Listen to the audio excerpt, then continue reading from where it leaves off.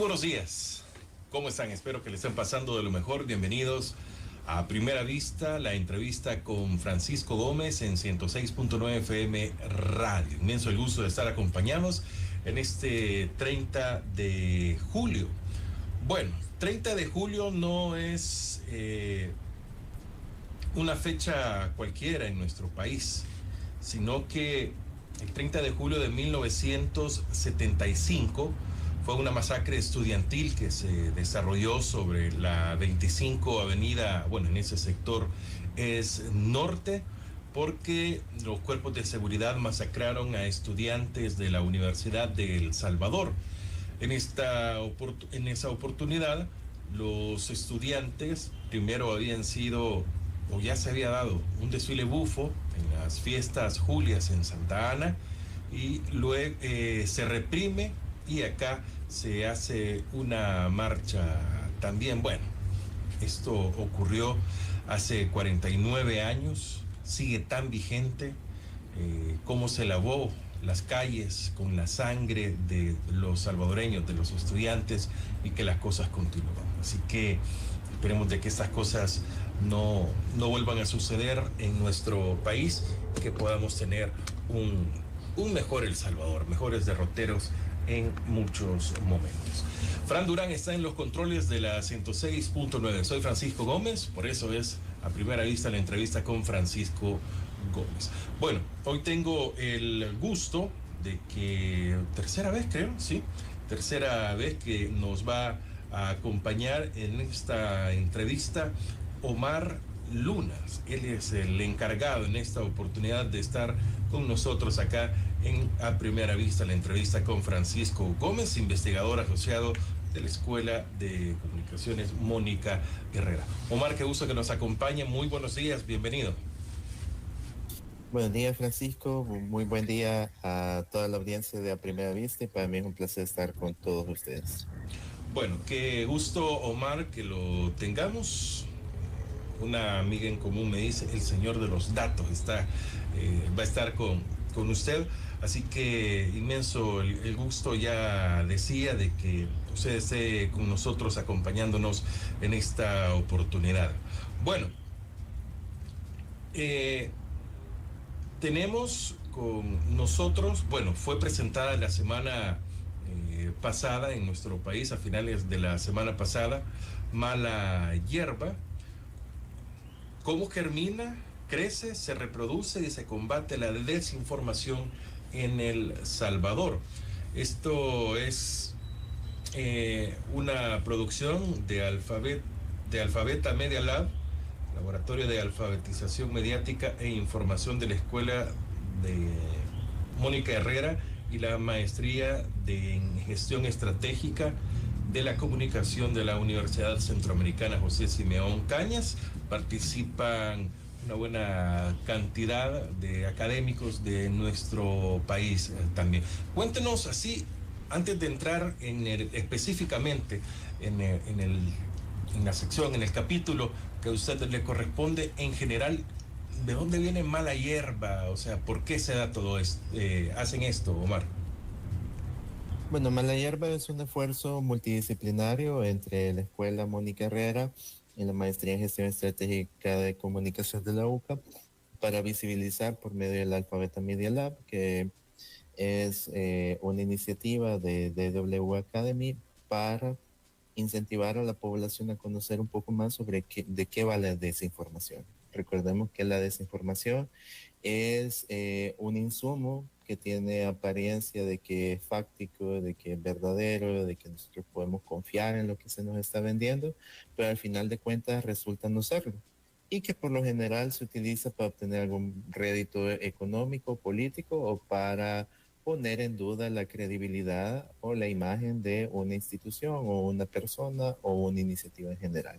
Entonces, nosotros lo que quisimos hacer con este esfuerzo es dejar documentado un esfuerzo de sistematización de cara a la ciudadanía de cómo se van dando las diferentes dinámicas sociológicas, psicológicas, antropológicas y comunicacionales, donde se va presentando la desinformación a lo largo de diferentes aspectos de la vida cotidiana y de la forma en la cual nosotros consumimos información actualmente.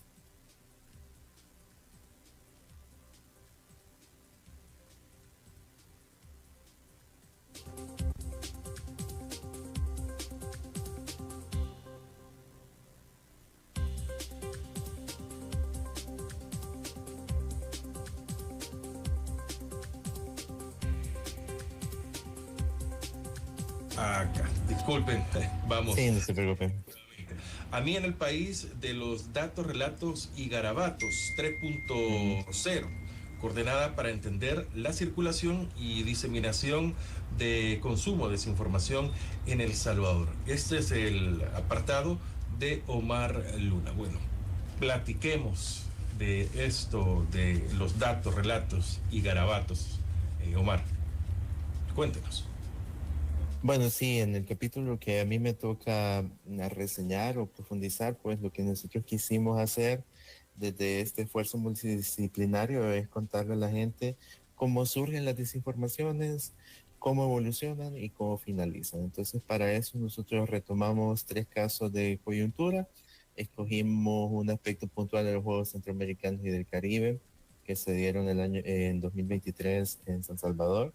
En segundo lugar, un aspecto del mundo del espectáculo con respecto a la supuesta muerte de Luis Miguel durante la gira de conciertos que se dio en Latinoamérica. Y finalmente, anuncios inesperados de insulina gratis en Estados Unidos a raíz de el pago por verificación de cuenta proporcionada por Elon Musk. Entonces, lo que nosotros deseábamos generar era un marco de referencia a través del cual la población se podía dar cuenta que sin importar el contexto geográfico, sin importar el idioma que nosotros manejemos, todas las personas y todas las sociedades somos susceptibles a caer en algún tipo de desinformación, tanto lo que se da en la vida cotidiana fuera de las redes sociales como lo que se presenta dentro de estos espacios digitales.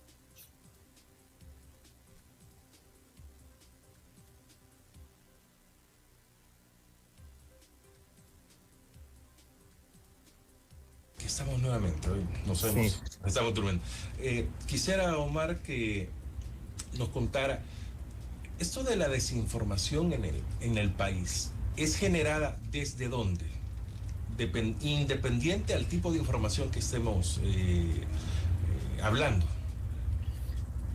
Bueno, la desinformación puede ser generada por cualquier tipo de persona, sin importar su estatus, condición política, social o económica.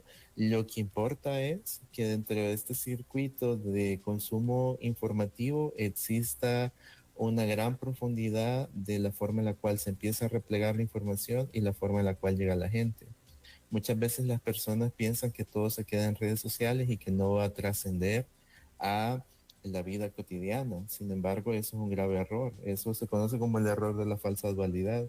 El hecho de pensar que lo que se queda en redes es en redes y lo que pasa en la vida cotidiana se queda en la vida cotidiana, cuando verdaderamente esas áreas ya se han difuminado a tal grado que lo que pasa en redes puede tener repercusiones en la vida cotidiana y viceversa. Entonces, en ese sentido, lo que se necesita para que se pueda presentar ese esquema desinformativo es que se tenga una gran exposición mediática y que no haya una verificación fáctica de los hechos para que pueda ser replegado tanto por medios de comunicación, instituciones o incluso actores sociales que de alguna u otra forma pueden tener incidencia o peso en la construcción de agenda del país. Eh, quisiera comprender algo. Cuando habla de los Juegos Centroamericanos, de Luis Miguel, de los eventos que puedan pasar en derredor de Luis Miguel, y se habla de política también, ¿dónde es que se combina todo esto? ¿O es el mismo tipo de personas el que consume, digamos, estas tres aristas principales dentro de cualquier información que hay dentro de las redes sociales acá en El Salvador, Omar?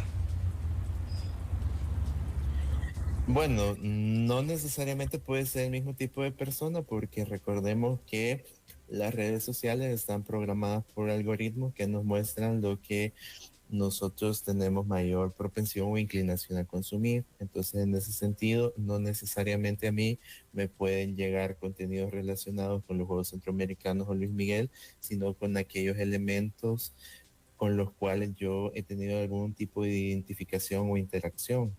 Se conoce como el filtro burbuja, que entre más consumo un determinado contenido, en esa medida las redes sociales me van a seguir mostrando contenido similar y eso es muy peligroso porque me estoy perdiendo de poder escuchar voces u opiniones que son diferentes a las mías y que son sumamente necesarias para empezar a construir un debate y una tolerancia crítica en una sociedad como la nuestra. Dentro de este capítulo que a usted le corresponde, Omar, ¿qué fue lo novedoso? ¿Qué fue lo que más le llamó la atención dentro de este análisis de datos? Bueno, algo que me gustaría reseñar es que los tres casos reseñados tienen particularidades diferentes y que se van dando según se va manejando el contexto. Entonces, algo novedoso que presenta el estudio y que quizás no se había abordado es el hecho de que todas las desinformaciones tienen particularidades en la forma en cómo nacen, crecen y evolucionan. Por ejemplo, en el caso de los juegos centroamericanos, se empieza a dar algo que la gente intuía, pero que no había sido sistematizado, que es el hecho de la construcción de un relato oficial dominado por el Ejecutivo bajo la administración del presidente Nayib Bukele, y cómo las voces que piensan diferente o que tienen algún tipo de cuestionamiento hacia lo que se considera política pública son puestas en descrédito al punto de llegar a los discursos de odio. Con respecto al caso de Luis Miguel, pues lo que descubrimos es que en la construcción de un mito como Luis Miguel, muchas veces no solo las redes sociales se prestan a la desinformación, ya sea TikTok u otro tipo de contenidos, sino que también los medios de comunicación en aras de llegar a posicionar una noticia, sea fáctica, verdadera o no, colaboran en la construcción de un mito, y sobre todo porque Luis Miguel nunca ha salido a desmentir públicamente si usa dobles o no en sus conciertos. Y en el caso de la farmacéutica que logra ser reseñada en el último apartado del capítulo, lo que nosotros quisimos reseñar es el hecho de cómo las plataformas generan actualizaciones en su forma de ser usadas y ser consumidas, pero no le indican al usuario cómo utilizar esas actualizaciones. Entonces eso puede generar el peligro de desinformaciones bajo las cuales se puede generar algún tipo de descrédito, se puede llegar a generar alguna consecuencia económica grave para cualquier marca, institución o persona que tenga presencia en plataformas como Twitter. Omar, si vemos la desinformación en nuestro país, pero ¿qué tanto consumo hay de la desinformación? No de las redes sociales, aunque nos dicen que, bueno, unos dicen que el 90, otros dicen que el 80% de lo que hay en Internet es basura, en general en Internet, pero la desinformación, o sea, ¿cómo va creciendo? Y esto al final, como dicen, se vuelve hasta en una realidad en algún momento, Mar. Sí, claro, con respecto a eso, pues esfuerzos previos han sido realizados por Amparo Marroquín y William Carballo, donde dicen que la mayoría de la población salvadoreña, a través de un estudio que ellos realizaron durante la pandemia del COVID-19 y previo a esta, la mayoría de la población ha caído en algún tipo de desinformación de cualquier tipo de índole. Puede ser desde una cuestión política hasta aspectos relacionados con la farándula. Entonces, en ese sentido, es sumamente importante que nosotros no solo nos quedemos con una versión de las cosas, sino que lleguemos a cuestionar por qué ese tipo de contenidos llegan a nosotros y qué podemos hacer nosotros ante ese tipo de contenidos. En ese sentido, es muy importante que nosotros volvamos a el consumo clásico de información, es decir, aquella época donde nosotros nos sentábamos en la sala de nuestras casas o donde sea que consumiéramos televisión, veíamos las noticias y nos preguntábamos entre familia, amigos y conocidos si eso era verdad, por qué nos lo estaban diciendo, para qué nos lo estaban diciendo y cuál es la finalidad del medio de comunicación de poder empezarnos a transmitir ese tipo de cosas. La desinformación, Omar, la desinformación se hace mucho más grande cuando generadores de contenido, no medios de comunicación, no profesionales en ramas, son los que se meten a dar la desinformación, valga la aclaración. Aunque los medios, principalmente los amarillistas, suelen desinformar, pero esto va creciendo por también se va quedando de lado los medios de comunicación tradicionales, donde sí hay un nombre que respetar, hay una trayectoria que se está respetando, Omar. Sí, bueno, con respecto a los creadores de contenido, pues la población tiene que ser sumamente cuidadosa de la forma en la cual se transmite una información, la forma en la cual se reflejan a las personas involucradas dentro de una determinada situación. Por ejemplo, hay comentaristas o creadores de contenido político que hacen imágenes deformadas de políticos de oposición. Desde ahí uno puede intuir cuál va a ser la finalidad del mensaje y hacia dónde apunta lo que se quiere transmitir dentro de esta finalidad.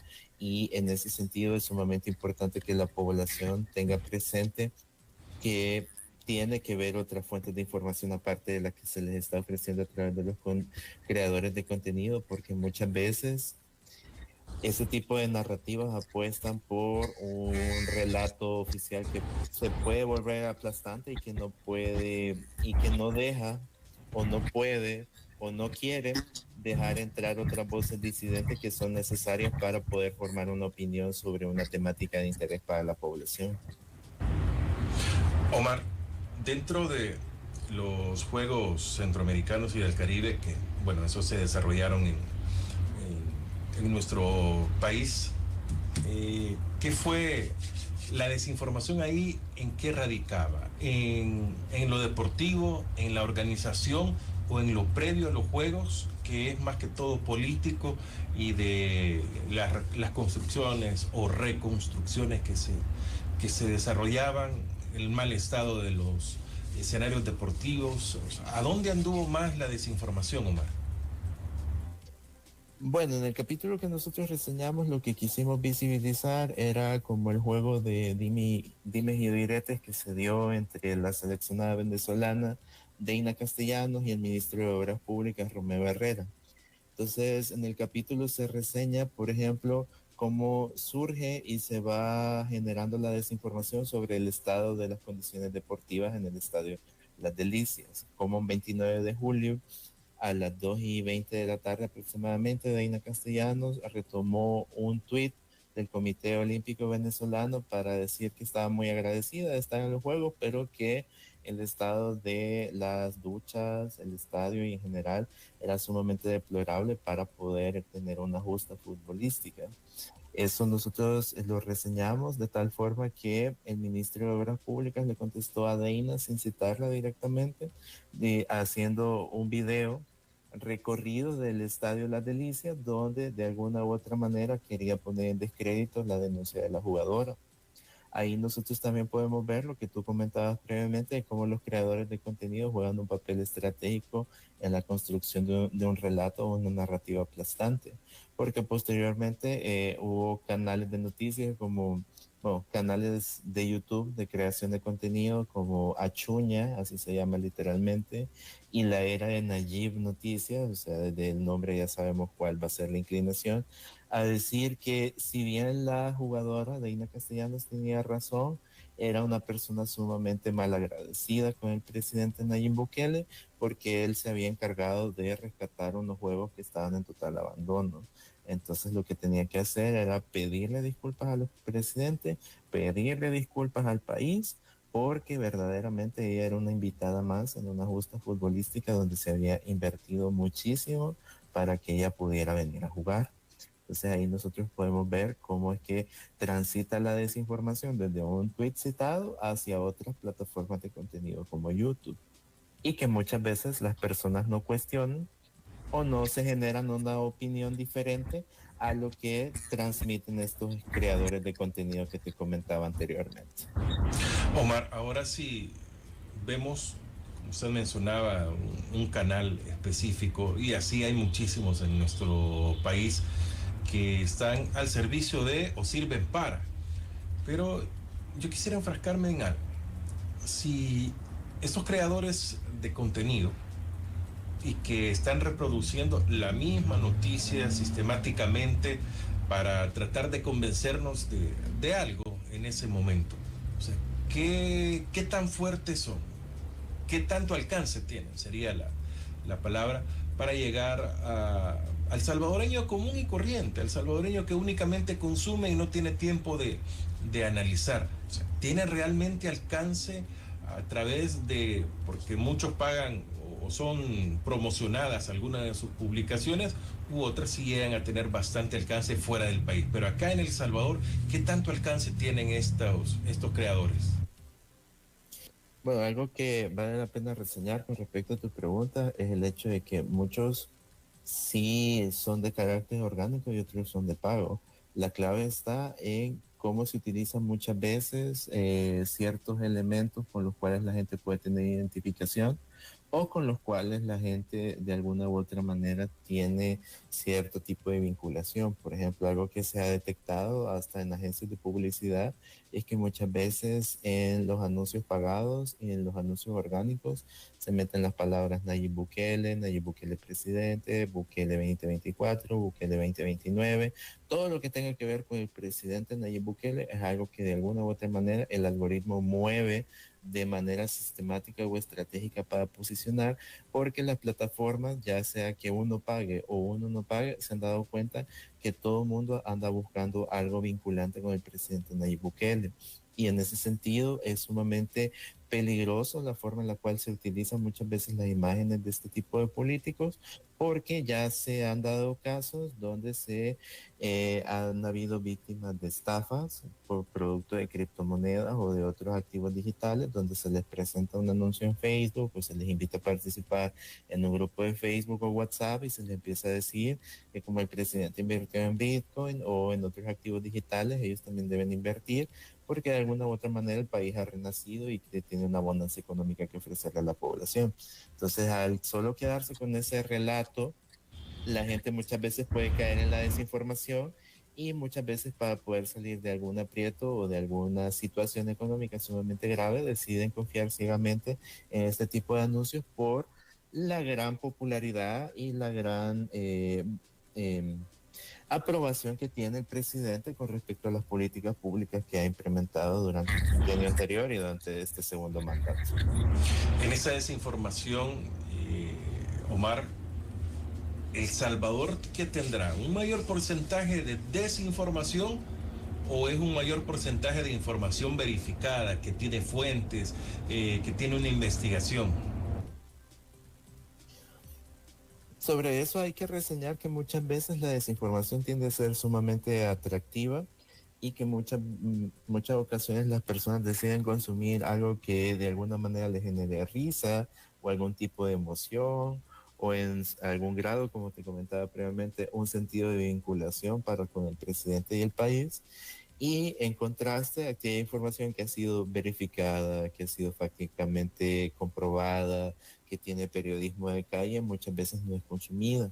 Por eso estamos viendo actualmente cómo diferentes elementos del periodismo independiente están transitando de hacer cobijas de texto en sus diferentes plataformas a trasladarlo a bytes de información que se conocen como microformatos, donde de alguna u otra manera se combinan elementos periodísticos y humorísticos para tratar de llegar a una mejor forma a la población. Y entonces tenemos, por ejemplo, ciertas secciones que le empiezan a decir el masticadito o no te va a gustar, por ejemplo, que manejan algunos medios de comunicación, donde de alguna u otra manera tratan de llegar con microformatos a la población, tratar de colarse en ese algoritmo que manejan las plataformas para que la población se pueda informar de manera pertinente sobre lo que está pasando en el país. La desinformación, ejemplo, el caso de la farmacéutica, el caso de Luis Miguel, que no son noticias de El Salvador, sino que son del exterior, que están consumibles en el país, Omar. Eso sí podría llegar a ser consumible, por ejemplo, en la época donde se compraban periódicos, se tenía la creencia que muchas veces las personas empezaban a leer el periódico de atrás para adelante porque se interesaba el mundo del espectáculo y las noticias deportivas. Entonces, en el caso de Luis Miguel, sí es algo que gratamente consumido porque de alguna u otra manera el mundo del espectáculo siempre ha generado algún tipo de interés o curiosidad por parte de la población y qué mejor que hacerlo cuando hay una estrategia combinada entre la desinformación que se presenta en las plataformas y estos elementos que son alimentados por los medios de comunicación. En ese sentido, eso sí puede llegar a generar algún tipo de rédito para aquellas personas que lo llegan a compartir o propagar. Y en el caso de la farmacéutica, pues es algo que de alguna u otra manera nosotros no nos enteraríamos si no existieran las plataformas, como el hecho de que alguien se pueda hacer pasar por una institución farmacéutica y anunciar inesperadamente que va a brindar insulina gratis en Estados Unidos, pues es algo que genera gozo en la gente, sobre todo en los estadounidenses que de alguna u otra manera tienen dificultades para acceder a un seguro médico y que muchas veces no cuentan con las facilidades del Estado y de las aseguradoras norteamericanas para poder acceder a la salud, porque recordemos que en Estados Unidos el acceso a la salud es muchísimo más difícil que en las economías latinoamericanas. Muchas veces depende de un seguro médico y si el seguro médico no quiere proporcionarle la ayuda médica necesaria a la persona, esta no puede obtener medicamentos.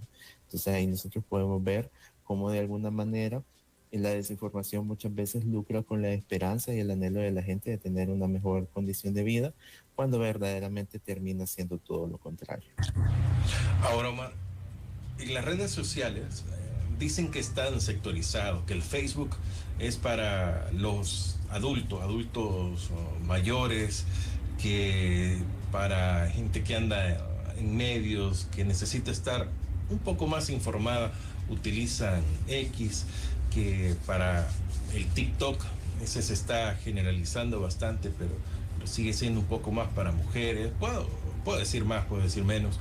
Y así el Instagram, para los que acaban de salir de jóvenes y hoy ya están entrando en una edad más madura. O sea, ¿qué consume más la población? Pero la desinformación, ¿a dónde llega primero? ¿A qué red social para que se pueda diseminar completamente?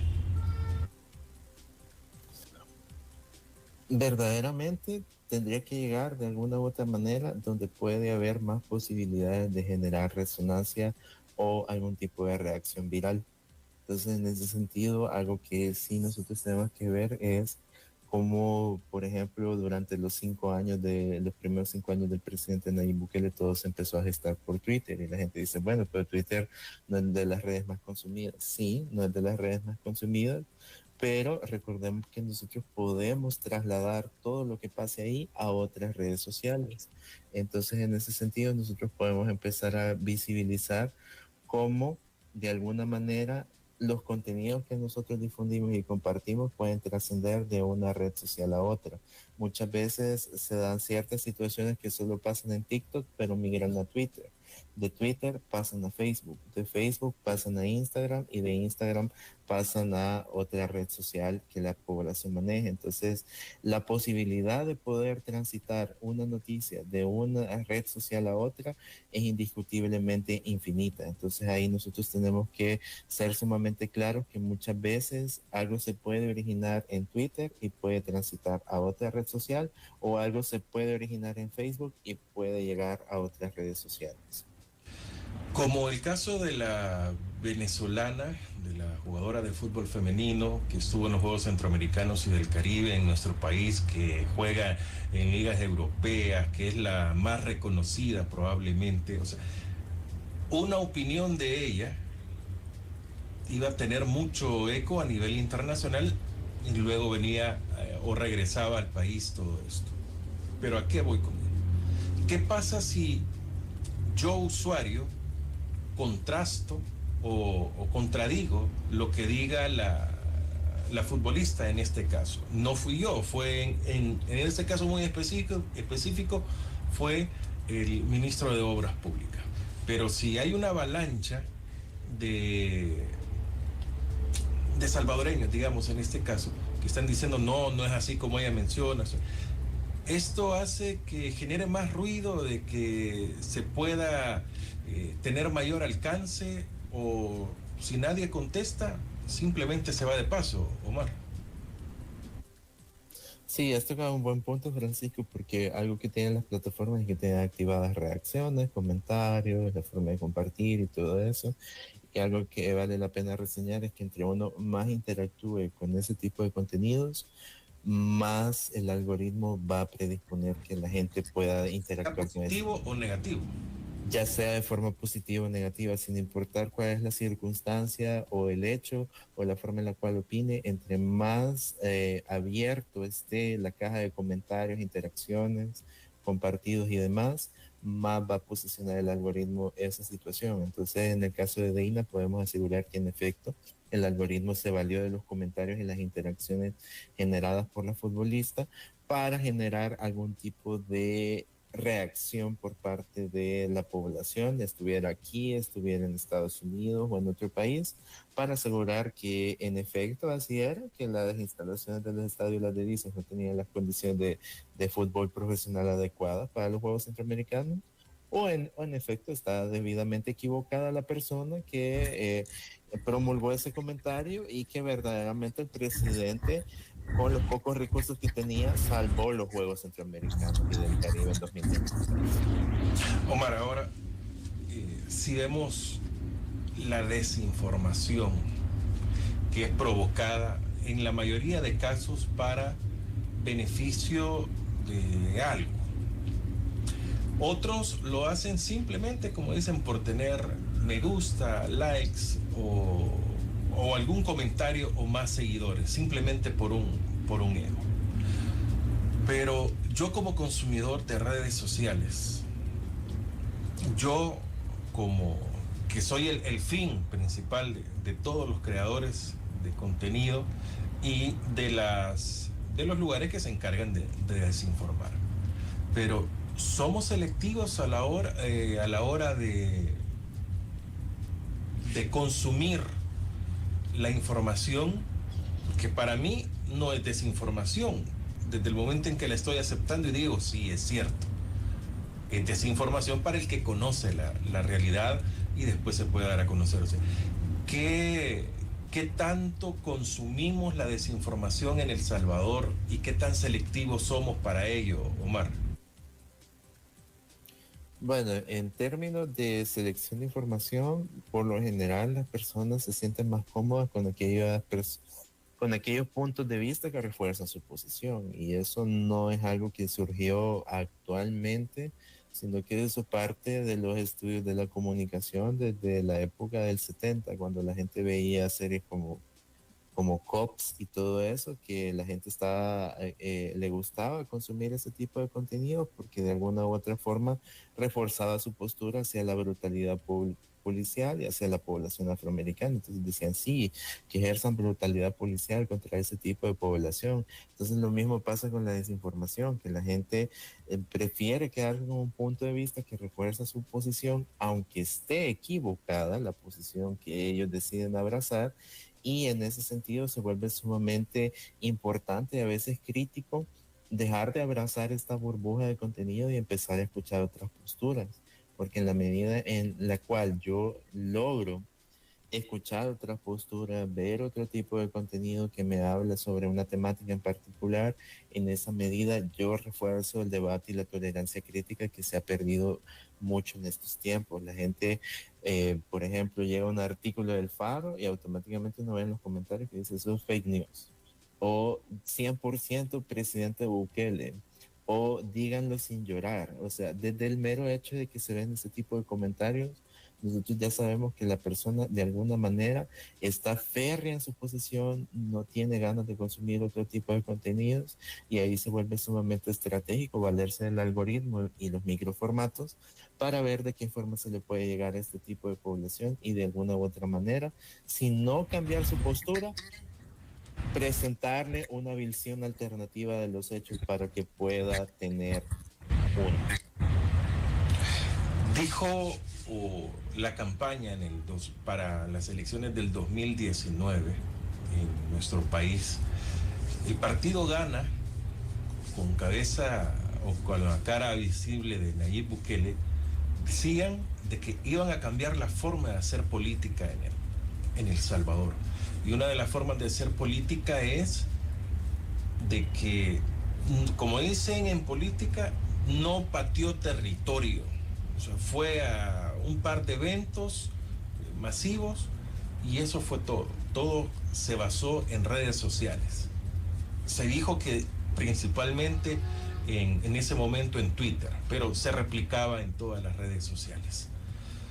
Ahora, si se ha cambiado la forma de hacer política y se ha basado mucho en las redes sociales y muchos partidos, muchos candidatos de que únicamente se afiliaron a partidos para poder ser candidatos, copiaron esta forma.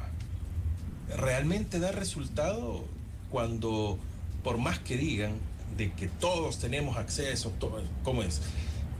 Prefieren no comerse el dólar, sino ponerle saldo para estar viendo el Facebook o estar viendo las redes sociales. Pero sabemos de que ese alcance no lo tiene realmente en todo el país, porque la tecnología no llega a todo el país por diferentes circunstancias. Pero realmente se cambió por lo menos esta forma de hacer política para posicionarse en las redes sociales únicamente, y si no estás en redes sociales no existís en la política, Omar. Bueno, con respecto a los nuevos modelos de hacer política, pues algo que vale la pena reseñar es que las particularidades de la campaña de Nayib Bukele tiene ciertas similitudes con la de Donald Trump, o sea, candidatos disruptivos que son catalogados como outsiders de la política, aunque previamente hayan tenido vinculaciones con la política partidaria convencional, que no están dispuestos a ser políticamente correctos ante una determinada situación, ya sea de manera diplomática o en términos de ejecución de políticas públicas. Y en ese sentido, pues tal como tú mencionas, no toda la población tiene acceso a Internet y a redes sociales. Entonces, en ese sentido, por eso me gustaría hacer la comparación. En el caso de Nayib y en el caso de Donald Trump, ellos no solo se valieron de las plataformas y los algoritmos en redes sociales para ganarse la simpatía de la población. En el caso de Trump, y al igual que Nayib Bukele, también se valieron de ciertas radios comunitarias o ciertas radios de nicho donde de alguna u otra manera podían llegar a propagar su mensaje. También la utilización de la televisión, que por más que nosotros querramos y por más que nosotros digamos, no, es que yo solo veo YouTube y todo eso, la televisión todavía tiene una penetración sumamente fuerte en la población, y nosotros pudimos verlo, por ejemplo, en la campaña de las elecciones 2024, donde habían spots masivos de nuevas ideas y donde a través de una campaña basada en el miedo llegaron de alguna u otra manera a penetrar en el inconsciente de la población de que si no votaban masivamente por los diputados de nuevas ideas, los diputados de oposición iban a dar por clausurado el régimen de excepción y automáticamente los pandilleros iban a asaltar, iban a robar, iban a tomar posesión nuevamente de las comunidades. Entonces, la narrativa y la pedagogía del miedo a través de la publicidad también juega un efecto sumamente poderoso en la forma en la cual se llega a penetrar en el inconsciente de la población salvadoreña. Ahora, Omar, ya que entramos en este tema, nosotros como salvadoreños, le pongo un ejemplo diferente. Los salvadoreños residentes, sobre todo en Estados Unidos, les dicen del tren del Pacífico, del aeropuerto de Oriente, el viaducto de los Chorros, por mencionarle un par de cosas, Ciudad Bitcoin y así. Vienen al país y ven que nada de eso es cierto. O de acá de El Salvador les dicen, no, sí, de eso no existe todavía. Pero aún así siguen creyendo. O sea, ¿por qué somos selectivos? ¿Por qué si sabemos de que me están diciendo algo que no existe, que es mentira, que pasó ya 5 años y no pusieron ni siquiera la primera piedra? ¿Por qué seguimos consumiendo y seguimos diciendo amén? Siguen diciendo amén a la publicidad que les llega o la desinformación, Omar.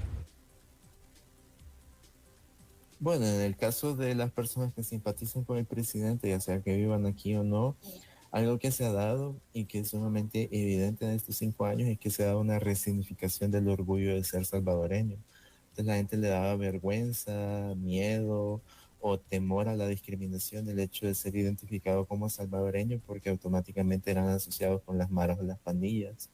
Actualmente el presidente Bukele, ahí podemos decir que la publicidad y la forma en la cual se manejan las redes sociales ha sido sumamente estratégica, ha podido desplazar ese imaginario al implementar, entre comillas, políticas públicas exitosas de seguridad, en el sentido de que la gente dice, no, es que yo quiero eso, queremos un Bukele aquí, tráiganlo para acá porque el presidente de mi país no está haciendo absolutamente nada, prefiere gastar nuestros impuestos en comer bien, en estar ellos bien, pero se ve que el presidente tiene una mano de hierro que nosotros no habíamos visto nunca en Latinoamérica, sin duda es un modelo de exportación, entonces ahí nosotros podemos ver cómo ha desplazado y ha generado una resignificación sobre lo que implica ser salvadoreño. Y con respecto a todos estos anuncios de la obra pública que supuestamente se va a hacer y al final termina siendo un letrero de Google o termina siendo solo una inauguración más, pues eso se ve desde la psicología del pensamiento de que a la gente le emociona más el lanzamiento o el anuncio de la inauguración de una cosa que la obra pública como tal. Entonces, en ese sentido, pues pueden inaugurar el Rosales 20,000 veces y la gente se va a emocionar. Pueden inaugurar el hub de Amazon que se prometió y la gente se va a emocionar.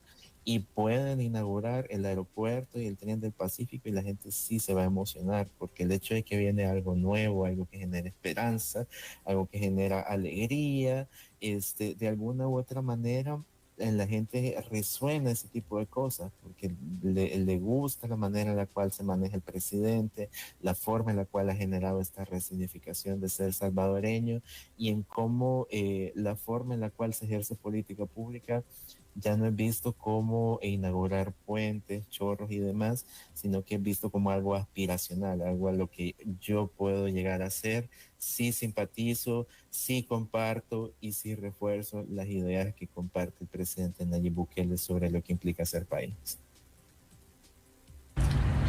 Ahora, Omar, pero quisiera insistir, pero si sabemos que es mentira lo que nos están diciendo, si, por ejemplo, voy a poner en contexto temas actuales. Los diputados salieron negando durante 3 años el presupuesto que a ellos se les había asignado.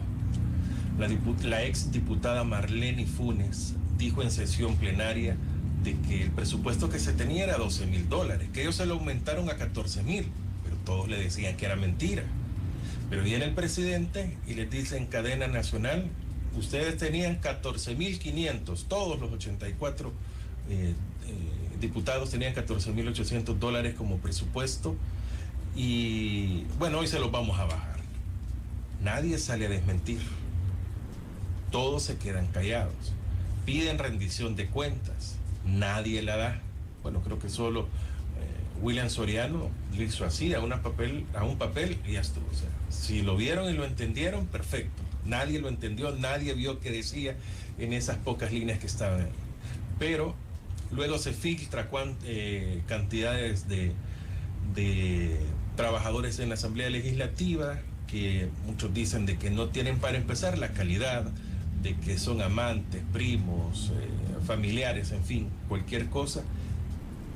Y hay un sector que maliciosamente, a mi criterio, los está atacando, que son los creadores de contenido pro gobierno. Pero, insisto, si vemos todo esto, pero hay muchos que se atreven a decir, es que los malos son los diputados, el presidente no. O sea, ¿cómo? Vuelvo a lo selectivo. ¿Cómo es que somos selectivos y podemos crear un criterio cuando nos han venido engañando o han venido engañando sobre muchas obras? Vemos este caso, no sé cómo llamarlo, si es corrupción o no, porque simplemente es algo que se asignaron, lo que aquí hubo fue una mentira, notablemente engañaron al pueblo, pero ¿por qué la población ve esto y aún así sigue consumiéndolo? Bueno, en el caso de la Asamblea Legislativa hay algo que vale la pena reseñar o comentar y es el hecho de que la población desconoce o no tiene certezas a ciencia cierta, tanto por la creación de contenido o el tipo de información que consume, que verdaderamente nosotros estamos en un estado cooptado, que la Asamblea no tiene independencia, que la Corte Suprema de Justicia no tiene independencia, que los diferentes organismos autónomos no tienen independencia y que todo descansa en la mente, en el corazón y en el pensamiento del presidente. La gente no tiene conciencia de eso. Entonces, para ellos todavía tenemos una corte independiente, todavía tenemos una asamblea independiente, y el hecho de tener esta disociación de la cooptación institucional del Estado hace que de alguna u otra manera el presidente de la República sea tan estratégico que pueda optar por dos posturas, y también la Asamblea Legislativa puede optar por esas dos posturas que son sumamente importantes en una comunicación de crisis. En primer lugar, la transferencia de las responsabilidades. ¿Qué significa eso? Todos son culpables menos yo. O sea, todos son responsables, pero yo en ningún momento he tenido yo que ver en eso que usted me está comentando. Esa es la transferencia de responsabilidades. Donde simple y sencillamente, pues, él en una cadena nacional les empieza a decir, sí, son 14.500.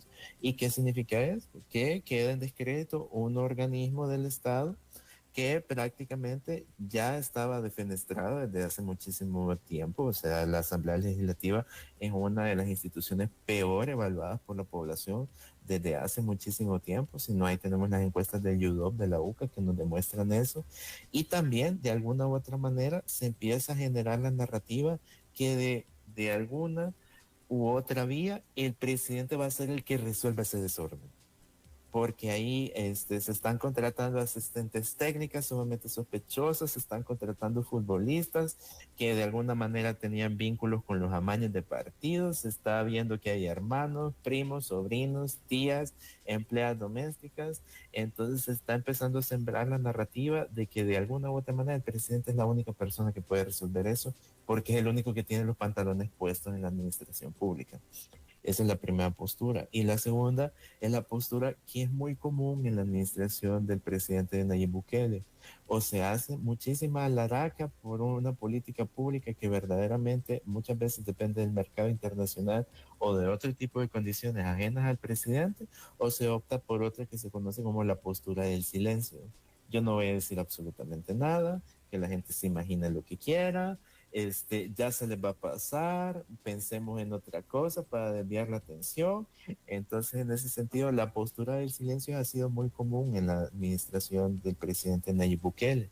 Y en ese sentido, nosotros podemos ver que los diputados, salvo este caso del diputado William Soriano y unos cuantos contenidos de la diputada Claudia Ortiz, piensan que se van a poder salvar de ese tipo de situación, pero la práctica nos ha demostrado que eso no ha sido así, que incluso gente que simpatiza con el presidente, tanto que vive aquí como que vive en Estados Unidos, están generando fuertes cuestionamientos que están generando que incluso los mismos diputados bloqueen en redes sociales a la gente que en un principio los apoyó incondicionalmente con tiempo, dinero, esfuerzo y sobre todo con simpatía dentro y fuera de las redes sociales. Omar, para ir concluyendo también, dicen de que cuando ya mucho, lo importante es llegar, lo difícil es mantenerse. O mientras más tiempo pasas en la cima, más dura o más fuerte es el golpe o será la caída. ¿Por qué digo esto? O están perfeccionando la forma de utilizar las redes sociales, el análisis de datos, dicen, no me crean, de que todos los días hacen una encuesta en Capres o todas las semanas hacen una encuesta para ver qué es lo que está pasando con la población, qué quieren, qué sienten. A mí nunca me han encuestado para saber este tipo de cosas, pero en fin, pero no dudo de que manejen muy bien los datos, que hay otro Omar Luna trabajando y analizando esos datos que probablemente habla en sentido figurado, por supuesto, pero o sea, ¿lo están perfeccionando o están llegando ahí al tope de poder dominar y manejar y desinformar por medio de las redes sociales, Omar? Pues yo creo que se pueden manejar las dos posturas. En primer lugar, nosotros lo que hemos visto es cómo paulatinamente se van cerrando aquellos canales donde la población ha expresado su sentir. Desde que se destapó el escándalo de los 14.500, hemos visto que el canal de YouTube de la Asamblea ha bloqueado los comentarios.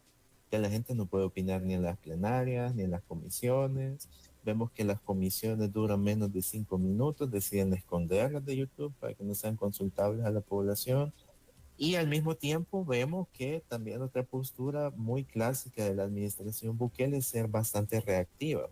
¿A qué se refiere esto? Por ejemplo, atropellaron a un perro, se hace un escándalo en redes, llega al Instituto de Bienestar Animal a apresar a quien atropelló. Pasó un malentendido entre la policía y la ciudadanía. La ciudadanía empieza a hacer un escándalo en redes, destituyen a los policías. Pasa algún relajo en la institución pública, en el sistema de salud, no atienden debidamente a un paciente, hay un protocolo que los doctores deben seguir y a pesar de eso despiden a los doctores.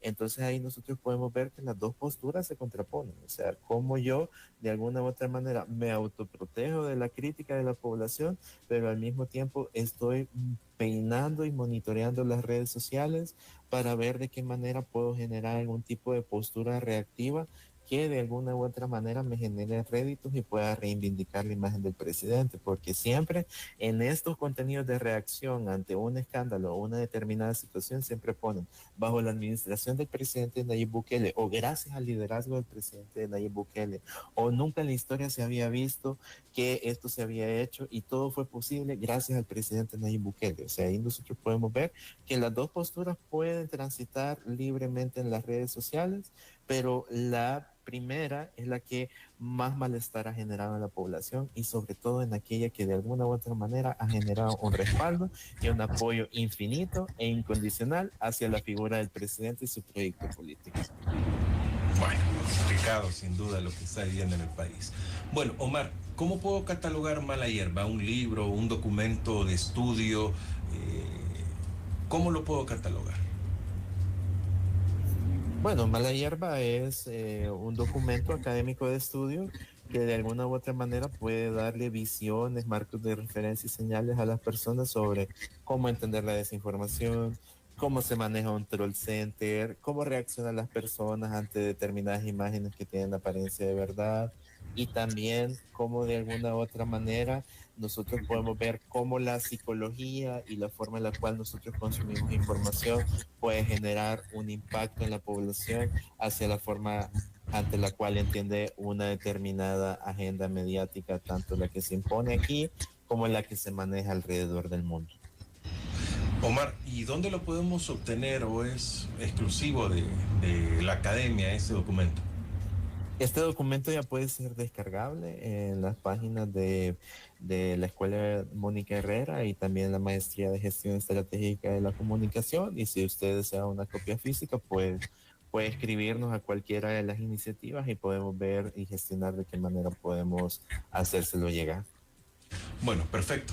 Omar Luna, gracias por aceptar nuestra invitación, muy agradecidos por hacer este espacio y que nos pueda explicar y que podamos ver desde otra perspectiva también cómo se leen los datos, por qué se dan algunas cosas en redes sociales, porque sí, aunque dije de que no es cierto de que en todo el país está inundado de redes sociales, pero sí lo consume una gran parte. Omar Luna, investigador asociado de la Escuela de Mónica Herrera. Quiero agradecerle que nos haya acompañado, Omar.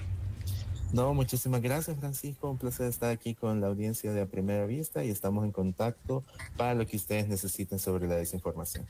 Bueno, muchas gracias a Omar Luna por habernos acompañado en esta mañana. Viene Fran Durán con La Máquina del Tiempo a continuación. A todos ustedes, muchas gracias. Mañana desde las 7 vamos a estar nuevamente en A Primera Vista en la entrevista con Francisco Gómez acá en la 106.9 FM Radio. Continúen con nosotros. Buen día.